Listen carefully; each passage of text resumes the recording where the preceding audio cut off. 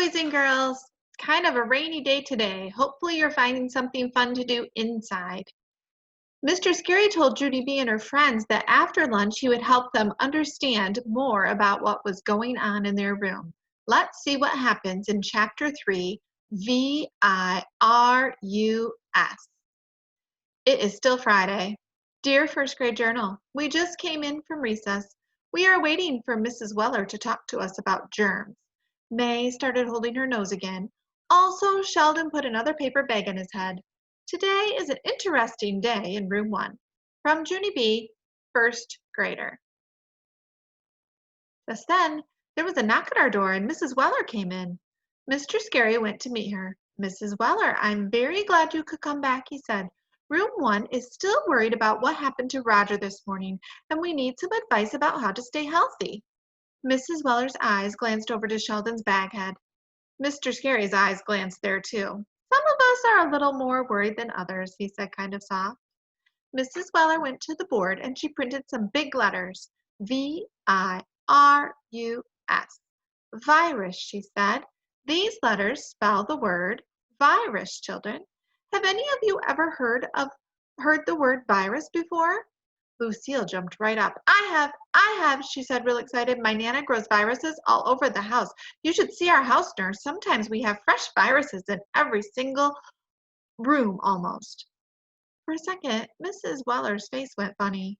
Then all of a sudden, a light bulb came on in her head, I think. Oh, I think you mean irises, Lucille, she said. Irises are very beautiful flowers, aren't they?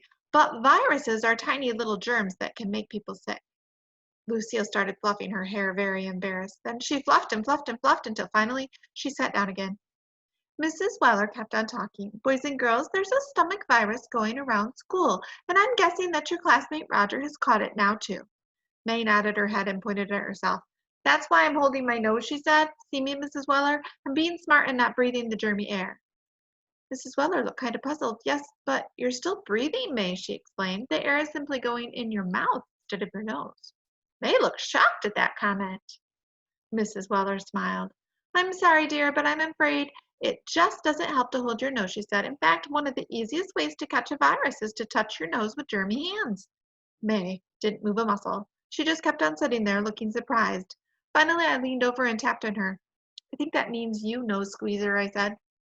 Lenny and Herbert laughed real loud. They enjoyed my humor. After that, Mrs. Weller printed 4 rules on the board about how to stay healthy. Number 1, do not share straws or glasses or forks or spoons. Number 2, do not share food or drinks.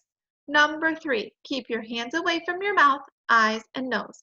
Number 4, wash your hands often with soap and water. She put down the chalk and glanced over at Sheldon again. Oh, and I'm sorry to have to tell you this, but you can't really hide from germs either, she said. So for those of you wearing paper bags on your heads, there are probably thousands of germs in there with you.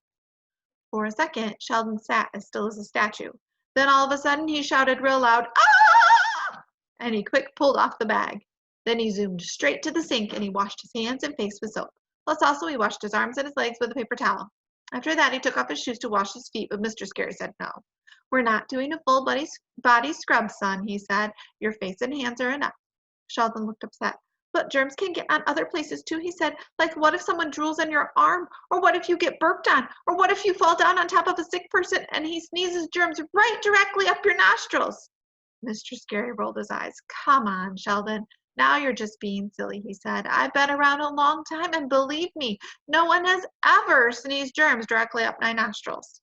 After that, he took Sheldon's hand and he sat him down again.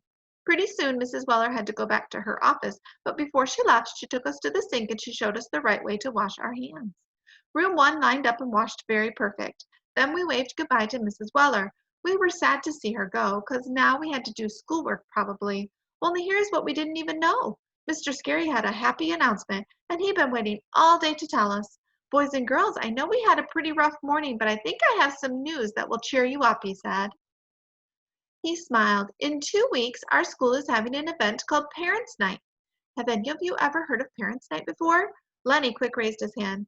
I have, he said. My sister told me all about it. She said Parents' Night is the night when parents come to school and they poke their nose in your business. Mr. Scary did a little frown. Yes, well, I don't really think that's the best way to put it, Lenny, he said. Your parents don't come to poke their noses in your business. Parents are interested in what we do here in school. So sometimes they like to come to the classroom and spy on us, said Jose. Butt in where they don't belong, said Shirley. Invade our own personal space, said Sheldon. Mr. Scary closed his eyes a second. Then he walked back to his desk real slow, and he sat down in his chair, and he ran his fingers through his tired hair. Okay, I'll get right to the point, he said. This year for Parents' Night, I thought it would be fun to do something special. So I was wondering how you would feel about putting on a play. My ears perked up at this word. A play? I said, kind of thrilled. A play, said Herbert and Shirley. A play, said May. Then all at once, room one started clapping and clapping. A play, a play, a play. We shouted, yay, yay, a play.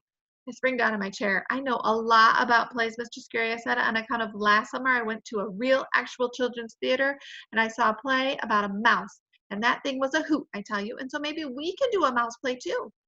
Mr. Scary smiled. Yes, well, I'm sure a mouse play would be fun, Junie B. But since it's October, our play is going to be about Christopher Columbus, he said. We celebrate Columbus Day this month, remember? So Parents' Night will be perfect timing. I thought it over for a second, then I shook my head. No. Nope, sorry. I think a mouse play is still the way to go here, I said. Mr. Scary said thank you for my opinion and to please sit down. I tapped my foot, kind of annoyed. Then I gazed my eyes around the room. Okay, who would rather do a mouse play? Please raise your hands, I said. Mr. Scary snapped his fingers at me.